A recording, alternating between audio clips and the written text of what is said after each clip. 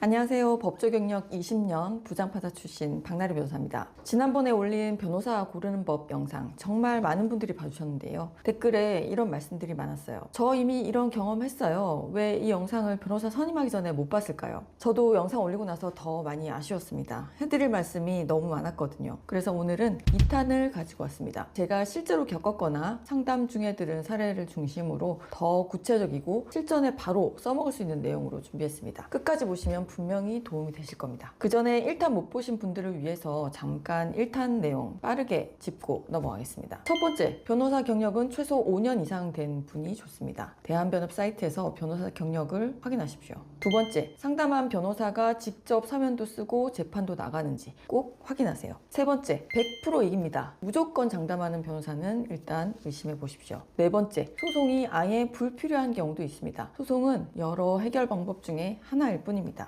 다섯 번째, 변호사와의 소통 정말 중요합니다. 변호사가 소통할 준비가 되어 있는지 꼭 확인하시기 바랍니다. 마지막, 무조건 싼 게 능사는 아닙니다. 1심에서 지면 2심, 3심에서 비용이 2배, 3배로 불어납니다. 자, 오늘은 여기서 좀 더 나아가서 조금 더 구체적인 경우에 있어서 변호사 선임하는 방법 하나씩 짚어드리겠습니다. 첫 번째 포인트, 판사, 검사 출신 변호사 제대로 활용하는 법. 자, 의뢰인분들이 많이 물어보시는 게 있는데요. 판사 출신, 검사 출신 변호사가 더 좋은 건가요? 저도 판사 출신 변호사니까 이 얘기를 안 할 수가 없는데요. 솔직하게 말씀드리겠습니다. 판사나 검사 출신 변호사 분명히 강점이 있습니다. 단순히 법원에서 일했다는 경력 때문이 아니라 판사가 어떤 논리로 판단을 내리는지, 어떤 부분을 중점적으로 기록을 보는지, 어떤 서면에 설득이 되는지 이런 거를 직접 수천 건의 사건을 처리하면서 몸으로 익혀온 사람들이거든요. 저도 판사로 17년 있으면서 이렇게 쓰는 서면은 판사 눈에 안 들어온다, 또는 이 논리는 법정에서 절대 안 먹힌다 하는 거를 너무 많이 봤어요. 그 경험이 지금 변호사 업무에 그대로 적용되고 있습니다. 검사 출신 변호사도 마찬가지입니다. 수사기관이 어떤 방식으로 사건을 들여다보는지, 또 어떤 증거를 중요하게 보는지 이걸 아는 사람이 형사사건 변호를 할 때 얼마나 유리하겠어요. 다만 정관 출신이라는 타이틀 하나만 보고 선임하시면 안 됩니다. 중요한 거는 그 정관 변호사가 지금 현재 내 사건, 그런 유형의 경험을 충분히 쌓아왔느냐 하는 거거든요. 그래서 판사 출신이라도 민사 전문이었던 분이 형사사건 맡는 건 또 좀 다른 얘기거든요. 검사 출신 변호사 경우에도 아무래도 민사사건 다룬 지가 좀 오래됐기 때문에 좀 감이 떨어지는 경우도 있습니다. 상담할 때 직접 한번 물어보세요. 최근에 저와 비슷한 유형의 사건을 얼마나 많이 다루셨나요? 그리고 판사 검사 시절에는 어떤 분야를 주로 담당하셨나요? 정관이라고 무조건 믿지 마시고 이 두 가지 질문으로 정관 경력을 제대로 검증하셔야 됩니다. 두 번째 포인트, 온라인 후기 다 믿으면 안 됩니다. 변호사 선임할 때 요즘 네이버 블로그, 카페 후기 이런 거 많이 보시죠. 홈페이지에 승소 사례 이런 것도 그렇고요. 저도 의뢰인분들이 블로그 보고 왔어요 하시는 경우 꽤 있거든요. 솔직히 말씀드리면 변호사 후기 중에 상당수는 직접 관리되는 마케팅 콘텐츠입니다. 마케팅 업체에서 후기를 대량으로 작성하고 관리를 해주는 서비스가 있어요. 한 건당 얼마씩 받고 후기 써주는 알바도 있다는 거. 자, 그럼 어떻게 진짜 성공 사례 후기를 가려내냐? 일단 법무법인 홈페이지에 올라와 있는 승소 사례를 보겠습니다. 그 수많은 승소 사례들 중에 진짜는 몇 프로나 될까요? 자, 그 중에 일부는 실제 승소 사례도 있을 겁니다. 보실 부분은 실제 판결문, 불송치 결정문 사진이 들어가 있는 후기, 그리고 사건 번호가 일부 나와 있는 후기, 실제 처분 내용의 사진이 들어가 있는 후기는 일단 좀 믿을만하다고 보시면 됩니다. 그리고 구체적인 사건 내용이 담긴 승소 사례를 찾으십시오. 사건의 특징과 조력 내용, 우리 법인에서 어떤 부분들을 도와줬는지 이런 내용들이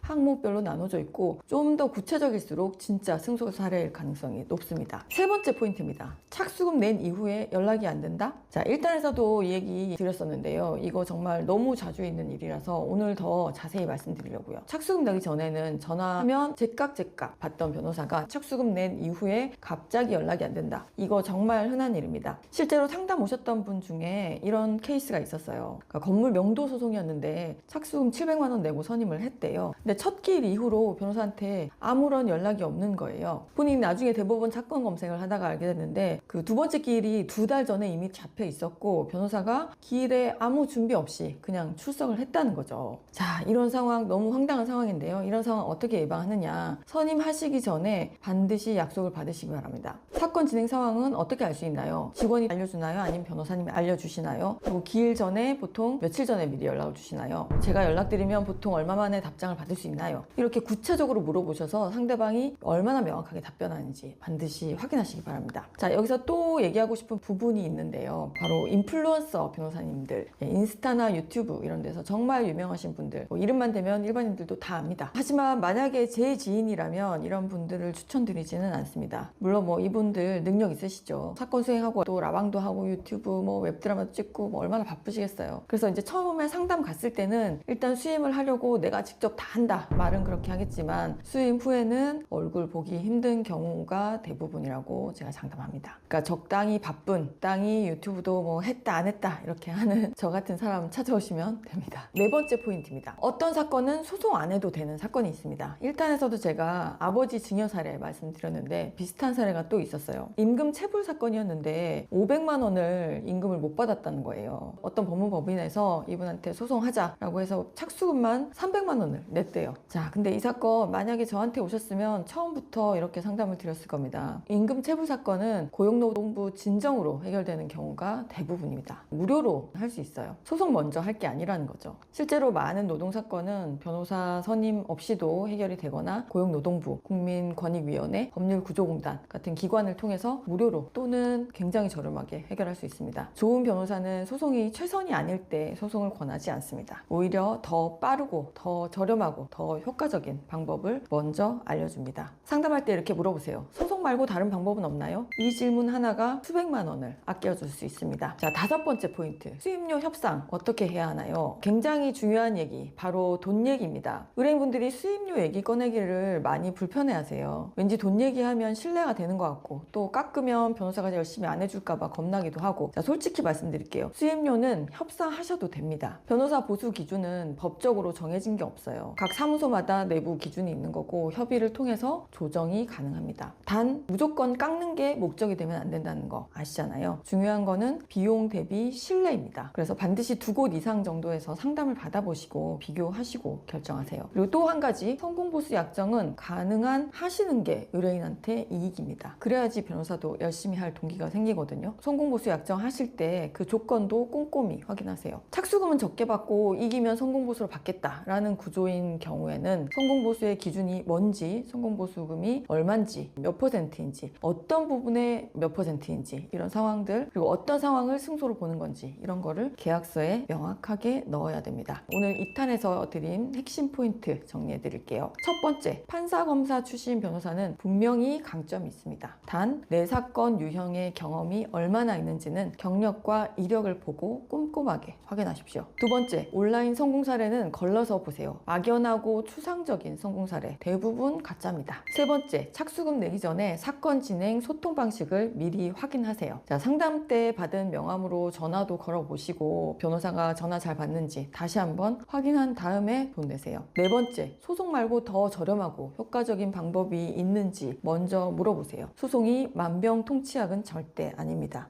마지막, 수임료는 협상 가능하고 성공보수 조건은 계약서에 명확히 써야 됩니다. 오늘 마지막으로 한 말씀만 드릴게요. 변호사를 선임한다는 건 단순히 법률 서비스를 구매하는 게 아닙니다. 내 인생에서 가장 중요한 순간을 함께할 파트너를 고르시는 겁니다. 오늘 영상이 그 선택에 조금이나마 도움이 되셨으면 좋겠습니다. 도움이 되셨다면 좋아요와 구독 부탁드리고요. 궁금한 점 있으면 댓글로 남겨주세요. 최대한 답변 드리겠습니다. 이상 변호사 나리 박나리 변호사였습니다. 감사합니다.